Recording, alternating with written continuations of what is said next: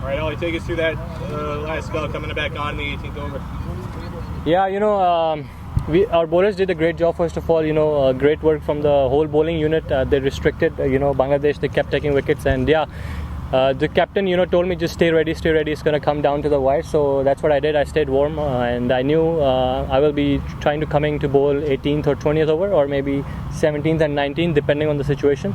So just the over before captain told me to be ready, and right before that over we got a breakthrough, and I think that put added pressure on the Bangladeshi team, and just coming back and just backing myself and trying to do what I do best and bowl in the death. That wicket just before you came on that Shadley took to end his spell. Seeing the way Harmeet celebrated it seemed like there was a big shift in energy in the field. It just seemed like suddenly you guys really started to believe it was kind of a evenly balanced match to that stage, but that wicket taken at 124 for 6, they still needed 21 off 18 with 4 wickets in hand, which shouldn't be too difficult, all things considered, but just the way he celebrated it, you could sense there was an attitude shift and an energy shift, at least from the boundary. Did you feel that out in the middle? Yeah, definitely.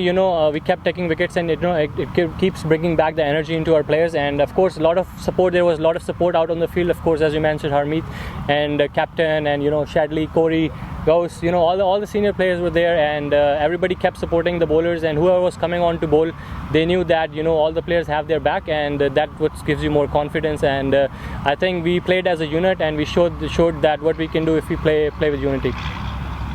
And just the number of wickets chopped on. You got Shakib chopped on. There were, I counted, I think 5 or 6 wickets chopped on today. Seemed like the ball wasn't quite coming onto the bat. What did you feel was the right length to bowl to be successful on this wicket? Yeah, I think definitely the wicket got slower and slower, and they were expecting me to bowl with pace, and that's why I think they threw their bat up, and that's what helped me to get the inside edge with Shakib. But the plan was to make them hit on the against the wind, which was the offside for Shakib, and try to throw the first ball away from him, and he tried to drag it on, and I think it helped me to get that wicket. What does it mean, just big picture? What does it mean for you? Can you grasp in the moment what it means to you to beat Bangladesh in a series, not just win today, but a series victory, and what it means for you personally and for the team as a whole? Yeah, it's massive. In the games like this and in the series like this, individual performances count as well, and especially as a team, this shows the world what we can do if we have given the opportunities. And if you just keep playing, at this associate level or lower level, you're just gonna stay there. But if you have more opportunities to play against bigger sides, top 10 teams, there's definitely ways of doing an upset, and this is a clear picture of that. And I think definitely associate cricket should be given more opportunities against the full member. That will help us, showcase our talent and what we have to show the world. So the last game wasn't according to your usual high standards. Was there something in particular that spurred you on to perform the way you did at such crunch moment? Yeah, I think off the field or on the field. Yeah, it was my first game back after 3 months. I was coming back from a major injury, and sometimes you need time out in the middle to get back into rhythm. And it was just for me. It was for me to just go out and just get used to the conditions. Of course, it didn't go the way I would have liked. Usually, I don't go for that many runs, but.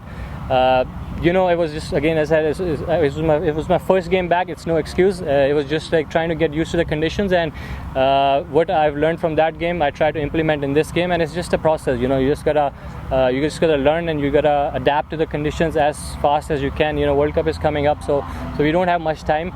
I don't have much time because I need to get back into more rhythm. I still feel like there's a lot of improvement to be done. For myself, of course, guys have been playing. They had a good series against Canada, which I unfortunately missed. But yeah, I'm feeling good. Felt good out there today as well. We're just gonna take it day by day, and just really looking forward to the World Cup and getting my rhythm and momentum and fully ready by the World Cup. That's the goal. And you always kind of want the big moments. What is it about you and the big moments? Why do you? What is it about your? Is that your body language? Is that your mindset? Take us to your mindset.